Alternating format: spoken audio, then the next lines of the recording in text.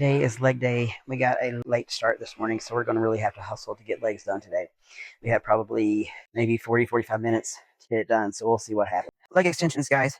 I always start with these first, of course. I turn my toes in because I want to bring out this part of the quad. So I'm trying to do these a little faster than normal because, as I said, we are short on time today, so we got to get it done. So the squeezing is just going to have to come as best I can. Again, I want to keep my feet closer together. Make sure your back stays as straight as possible. You don't want to be sticking your butt out too far because you can hurt your back. Now, some people do them really bent over because you can use your glutes and hips, which helps, but you can also hurt your back if you're not careful. Now we're moving on to this inverted leg press. Not a lot of gyms have these days. They're very, very good leg presses to use. They're different. You can actually stimulate a little bit different on your legs when you do these. So if you have one, I recommend you at least try it. So I'm going to move down. There we go. If I have my feet up here, I tend to feel a little bit too much in my hamstrings. So I'll put my feet down a little bit lower, and I usually turn them out slightly, just because, again, that's how your knee tracks out a little bit. All right, so here we go. I hate leg day when I'm doing it, but when it's over, I love it. Okay, bring us down as far as I can and press back up. Now, people, I don't put my hands on my knees. I never have, because you tend to push. And you can put them there for support, but using them to push with, number one, can be very dangerous.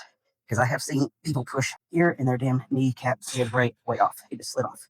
It was the grossest thing I've ever seen. So don't push, just support. You can also do them this way as well. So I was putting a plate on this machine, ran my hand along the side of it. I felt something sticking. So I put the plate on, looked at my finger, and there's a piece of metal there in it. And Mike's like, don't pull it out.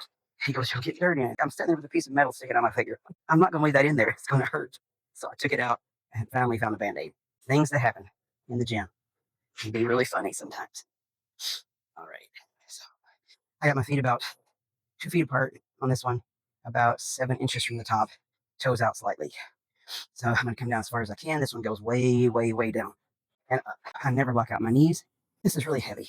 Stiff-legged deadlift. So dumbbells, I'm going light today. This is about 40. I'm not wearing my belt because it does weaken your core if you continuously wear that thing. So I stand up straight, pull my shoulders back, chest up, then over, keep my back flat. You don't want it to do this number. Keep it flat. Stand up, squeeze your butt, squeeze your hamstrings. You can do full or you can do partial. Try both if you want. See where you feel it the most. And if you feel them both, do half one way, half the other. Strings, guys, moving on to seated leg curl. I'm going to give you another tip on how to make your legs much stronger. So you can do this with leg press. You can do it with certain squat machines, but you can also do it here on leg curl or on the lying leg curl. So use one leg and pull back. You can't use even half the weight most of the time. You have to do it like a third and see where you're at. Don't even try to guess it. Just put on something like curl it and see where you are.